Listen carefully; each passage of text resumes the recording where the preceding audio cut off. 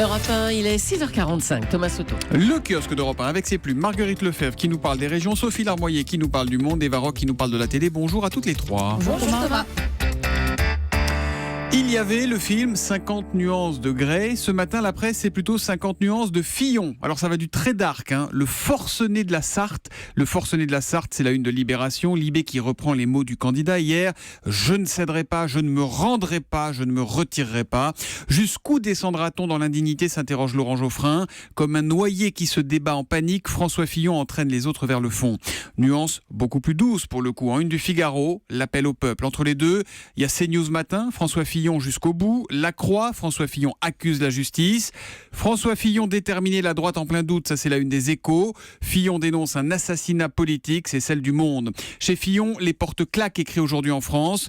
Fillon joue la défense en carton dans 20 minutes ou encore. François Fillon prend en otage la présidentielle, cette fois c'est la une de l'Humanité. Bon, quand l'équipe titre une coupe trop pleine, le journal ne parle pas lui aussi de François Fillon, mais bien de l'OM sorti de la Coupe de France. Marguerite Lefebvre, François Fillon, qui sera en meeting à Nîmes tout à l'heure, a aussi accordé une interview au Midi Libre ce matin. Et quand on lui demande s'il a pensé à abandonner l'Elysée hier matin, voilà sa réponse. Abandonner une course pour un pilote, ce n'est pas naturel. François Fillon réagit aussi au lâchage de certains de ses ex-soutiens. On pense bien sûr à Bruno Le Maire notamment. Je regrette que certains aient préféré arrêter le combat, mais ça n'entame pas ma détermination. Voilà donc dans Midi Libre. Aujourd'hui en France, c'est un des rares journaux à ne pas mettre le sujet en une, et pour cause. Le quotidien a décroché une interview d'Emmanuel Macron. Macron nous dit tout, il révèle son programme, et ça inspire le dessinateur Maison Rançon. Je ne me retire pas, dit François Fillon. J'ai un programme, enchaîne Emmanuel Macron. Cette campagne est vraiment pleine de rebondissements, se disent alors deux passants.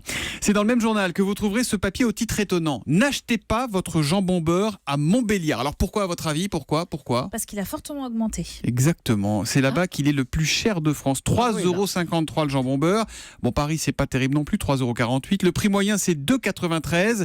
Et la ville la plus jambon beurre friendly, si on peut dire, c'est Rennes, 2,43 €. Le problème, c'est que si vous êtes à Montbéliard et qu'il vous faut aller à Rennes pour acheter votre sandwich, je me demande si le coût de transport ne va pas renchérir quelque peu l'addition. Mais ils n'ont pas une taille standard, les sandwichs. Il y en a qui peuvent être d'une baguette un peu plus longue, d'autres plus courtes. Voilà, Julie qui va quitter Europe 1 pour aller travailler à Capitale pour mener une enquête, parce que c'est le genre de sujet sur lequel on peut passer des jours. On coupe la baguette où on veut quand on fait un jambon beurre. Quand on fait une comparaison comme ça, on prend le sandwich standard avec le jambon standard, le beurre standard, le pain standard, et on donne un prix standard. Ah, c'est sérieux alors. 3 une dans la presse quotidienne régionale, Marguerite Lefebvre. L'affaire Troadec rebondit à Brest, c'est la une du Télégramme ce matin. Le pantalon et la carte vitale de la jeune Charlotte Troadec ont été retrouvés à Dirinon dans le Finistère. C'est à près de 300 km du domicile familial. Nice Matin a fait le choix de revenir ce matin sur une mesure désormais obligatoire pour les policiers. Ça tourne, titre le quotidien. Les policiers sont aujourd'hui équipés d'une petite caméra fixée sur le torse. Dans certains secteurs des Alpes-Maritimes, ils sont obligés de déclencher l'enregistrement lors des contrôles d'identité. Et puis, c'est la panne. Dans les Alpes, au Contamine, une panne d'électricité a paralysé toute la station hier après-midi. C'est à la une du Dauphiné libéré. Oui, principale victime, les 180 skieurs qui se trouvaient dans les télécabines et qu'il a fallu élitreiller. L'évacuation a pris plusieurs heures. Michel Blanc dans les bronzés. C'est ça, on y pense tous forcément. L'histoire du jour, c'est un scandale et c'est vraiment autre chose que la petite indignation de Julie sur la taille du jambon beurre. Hein. Ouais, alors c'est un scandale pour certains comme vous, une grosse plaisanterie pour d'autres. En tout cas, c'est à dire dans Ouest France qui a repéré sur Facebook plusieurs événements insolites, comme un combat de chariot de supermarché ou un concours de gobage de plaquettes de beurre, par exemple. Il y a eu le concours de lancer d'œufs aussi sur Emmanuel Macron, mais c'était hier au Salon de l'Agriculture, ça. Celui, en tout cas, qui a intéressé Ouest France, c'est un lancer de disque de Michel Sardou. Scandale. Ça cartonne sur Facebook. Plus de 4000 internautes se sont déjà dit intéressés. Alors pourquoi Michel Sardou?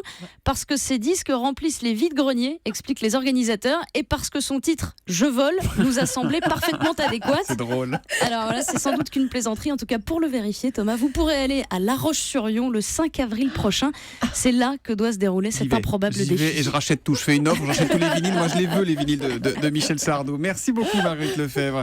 On regarde ensemble la presse irlandaise avec vous, Sophie Larmoyer, et plus généralement la presse anglo-saxonne qui évoque les effets possibles du Brexit sur la frontière entre le Nord et le Sud. Ça, c'est un vrai sujet sérieux. Voilà, les élections qui ont lieu aujourd'hui en Irlande du Nord donnent l'occasion à la presse d'évoquer la grosse inquiétude des Irlandais. Est-ce que le Brexit dur qui se dessine va rétablir les contrôles aux frontières? Car alors, ce serait sur cette ligne entre le Nord et le Sud, devenue invisible depuis les accords du Vendredi Saint en 1998. Il y a quelques jours, le Irish Central rendait compte d'une manif sur l'une des 300 routes frontalières frontalière. Des Irlandais ont reconstitué un poste frontière, se sont déguisés en douaniers. Ils ont fait mine de contrôler des camions de transport de moutons, des tracteurs. Bref, ils ont créé un énorme bouchon.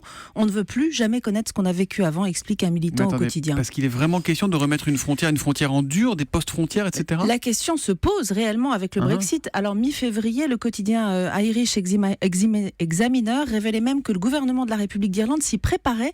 Des fonctionnaires sont allés repérer les éventuels sites de postes de douane. Et c'est un ancien secrétaire d'État britannique chargé du dossier nord-irlandais, Peter Hain, qui met en garde dans le Guardian. La paix dépend de la frontière ouverte en Irlande.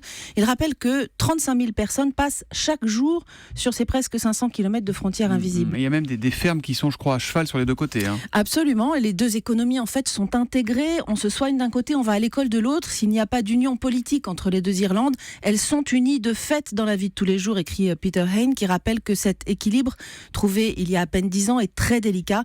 Même tonalité dans un édito du New York Times cette semaine. Son auteur, qui signe de Belfast, nous rappelle que près de 56% des Nord-Irlandais ont voté pour rester dans l'Europe. Et sur ce vote du Brexit, la fragile coalition gouvernementale s'est divisée. Les relations se sont détériorées entre unionistes et républicains du Sinn Féin, au point que certains doutent qu'ils puissent retravailler ensemble après le scrutin d'aujourd'hui. Voilà, effet collatéral ou comment le Brexit risque de déstabiliser ce fragile équilibre trouvé il y a quelques années, il y a de nombreuses années maintenant en Irlande. Il y aura un sujet sans doute avec l'Écosse aussi, avec les indépendantistes qui se disent nous on veut rester dans l'Europe et donc on voudrait quitter. Ils sont plus solides économiquement. Ils sont plus solides, c'est vrai. Ah, la télé, décidément, c'est la journée des idoles aujourd'hui. Jean-Jacques Goldman de Coluche à Céline Dion, c'est sur C8 à 21h. Eva Rock, je vous félicite. Je voulais te parler de ma vie, c'est rare quand ça m'arrive. Un moment suffira, y a pas grand-chose à dire. Passé 30 ans et je sais au moins, j'imagine. Je n'aurai jamais mon nom dans les magazines. C'est donc ce soir et sur voilà, C8 à 21h. et c'est un documentaire sur Jean-Jacques Goldman qui est écrit par Laurent Boyer. Alors évidemment, on regarde surtout en scrutant la moindre pépite. J'en ai trouvé une, c'est avec sa maman. D'abord, il était très bien élevé, toujours aimable, toujours poli, mais il me satisfaisait pas beaucoup parce qu'il ne travaillait pas assez. Alors, un enfant doué qui veut pas travailler, alors j'ai envie de l'étrangler tout de suite. Oh ben dis donc. Et voilà. C'est dur, maman Goldman. Alors, ne vous attendez pas quand même à un documentaire biographique classique. D'ailleurs, la construction du film, elle est un peu désordonnée. Laurent Boyer, en fait, s'est surtout attaché à raconter la façon dont Jean-Jacques Goldman travaille avec les artistes. Alors, évidemment, il parle de la collaboration avec Céline Dion. Et vous allez découvrir notamment des séances de répétition. Tendez bien l'oreille. Ensemble, ils sont en train de construire S'il suffisait d'aimer. Si j'avais su parler.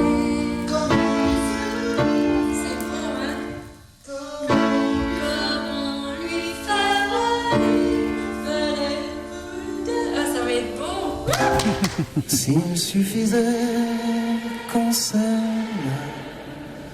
s'il suffisait d'aimer, je ferais de ce monde. Alors, sur son CV... Live 98, ça, non ? Exactement. Sur son CV, il affiche aussi les noms de Johnny, de Patricia Cass, de Florent Pagny, mais aussi de Ray Charles et de cet autre chanteur.